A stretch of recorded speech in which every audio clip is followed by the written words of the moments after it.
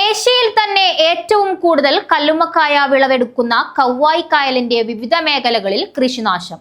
കായലിലെ വെള്ളത്തിലുണ്ടായ മാറ്റവും കടുത്ത ചൂടുമാണ് ഇത്തവണ കർഷകർക്ക് തിരിച്ചടിയായത്. ആയിറ്റി, ഇടയിലക്കാട്, മാടക്കാൽ തുടങ്ങിയ ഭാഗങ്ങളിലെ കർഷകരും കൂട്ടായ്മകളും ഇറക്കിയ കവ്വായി കായലിലെ കൃഷിയിലാണ് കർഷകരെ കണ്ണീരിലാഴ്ത്തി നാശമുണ്ടായത്.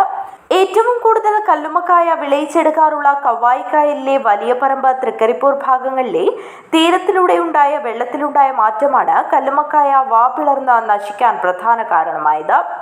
കടുത്ത ചൂടും വില്ലനായി. മഴ തീരെ ലഭിക്കാത്തതും കൃഷിനാശത്തിന് കാരണമായി. ഇത്തവണ സാധാരണയായി പെയ്യാറുള്ള വേനൽ മഴ ഇല്ലാതായതും കല്ലുമ്മക്കായ നശിക്കാനിടയാക്കി. കായലിലെ മുളന്തണ്ടുകളിൽ കയറിൽ തുണി തുന്നി വിത്തിറക്കിയാണ് കൃഷി ചെയ്യുന്നത്. വിളവെടുപ്പിന് തയ്യാറെടുക്കുമ്പോഴാണ് വെള്ളത്തിന്റെ മാറ്റവും ചൂടും മൂലം കല്ലുമ്മക്കായ വാപിളർന്ന് പലയിടങ്ങളിലും നശിച്ചത്. ചൂട് നിയന്ത്രിച്ചു നിർത്താനും തണുപ്പിക്കാനുമായി വേനൽ മഴ പെയ്തതുമില്ല. ആയിറ്റി, ഇടയിലക്കാട്, മാടക്കാൽ തുടങ്ങിയ മേഖലകളിലെ കല്ലുമ്മക്കായ കൃഷിയാണ് കൂടുതലായും നശിച്ചത്. ഒരു കയറിൽ 150-ൽ പരം കായകൾ വിളവെടുത്തിരുന്ന പ്രദേശത്ത് ഇത്തവണ വിരലിലെണ്ണാൻ പോലും കല്ലുമ്മക്കായ കർഷകർക്ക് ലഭിച്ചിട്ടില്ല. ലക്ഷങ്ങളുടെ നഷ്ടമാണ് ഉണ്ടായതെന്ന് കല്ലുമ്മക്കായ കർഷകർ പറഞ്ഞു. ഇവിടെ കല്ലുമ്മക്കായ കൃഷി ആയിറ്റി പ്രദേശത്തെല്ലാം പോയിരുന്നു.